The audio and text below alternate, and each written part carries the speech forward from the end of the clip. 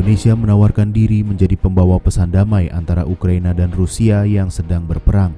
Indonesia juga berusaha mendorong agar hambatan ekspor aneka komoditas kedua negara itu bisa segera diatasi. Dengan demikian, barang perdagangan itu bisa masuk pasar internasional. Tawaran tersebut disampaikan Presiden Joko Widodo kepada Presiden Ukraina Volodymyr Zelensky pada Rabu 29 Juni 2022 dalam pertemuan di Istana Mariinsky, Kiev, Ukraina.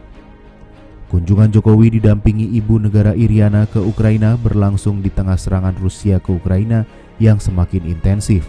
Pada hari kunjungan itu dilaporkan bahwa rudal-rudal Rusia menggempur area Mykolaiv, sekitar 600 km selatan ibu kota Kiev, Ukraina. Sebelum bertemu Zelensky, Presiden Jokowi didampingi ibu Iryana dan rombongan berkunjung ke Irpin, kota kecil berjarak sekitar 30 km dari Kiev. Mereka melihat reruntuhan apartemen Lipki, salah satu bangunan yang hancur terkena serangan rudal Rusia di awal perang. Dari Irpin, rombongan kembali ke Kiev dan mengunjungi Rumah Sakit Pusat Ilmiah dan Bedah Endokrin, Transplantasi Organ dan Jaringan Endokrin Ukraina. Di rumah sakit itu, Jokowi bertemu para dokter dan memberikan bantuan kemanusiaan berupa obat-obatan dan alat-alat kesehatan secara simbolis kepada Menteri Kesehatan Ukraina Viktor Lyasko dan Direktur Rumah Sakit Pusat Ilmiah dan Bedah Endokrin, Transplantasi Organ dan Jaringan Endokrin Ukraina Dr. Alexander Tovkai. Jokowi dan Iryana juga menemui korban perang dan dokter yang merawat.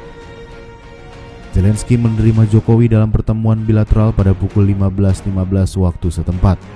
Zelensky mengapresiasi lawatan Jokowi sebagai kunjungan pertama oleh kepala negara Asia ke Ukraina sejak perang meletus.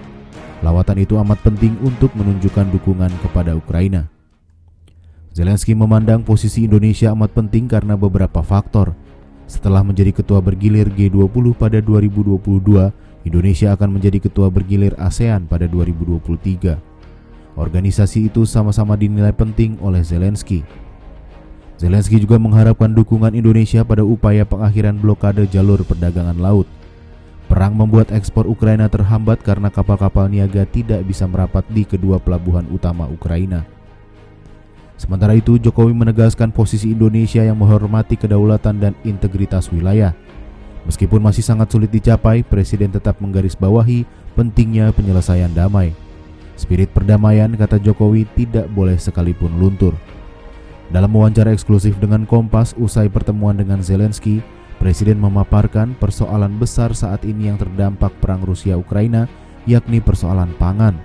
Sebab ada 22 juta ton gandum yang tidak bisa keluar dari Ukraina, ditambah 55 juta hasil panen petani kelak.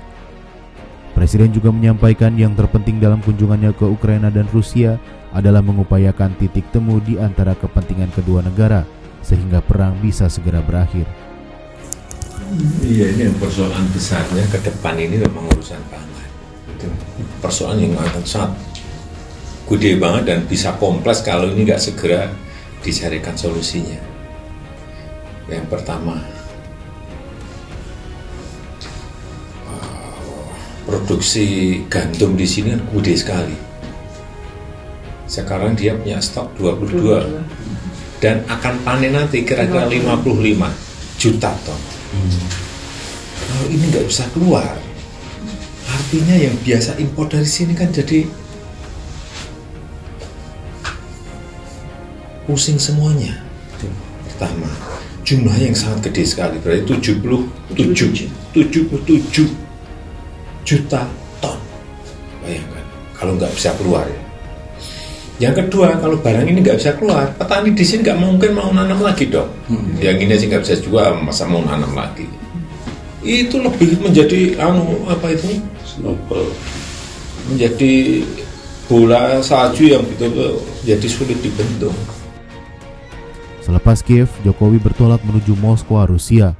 Di sana Presiden Rusia Vladimir Putin akan menerima Jokowi di Kremlin atau kantor kepresidenan Rusia pada Kamis 30 Juni 2022 ini.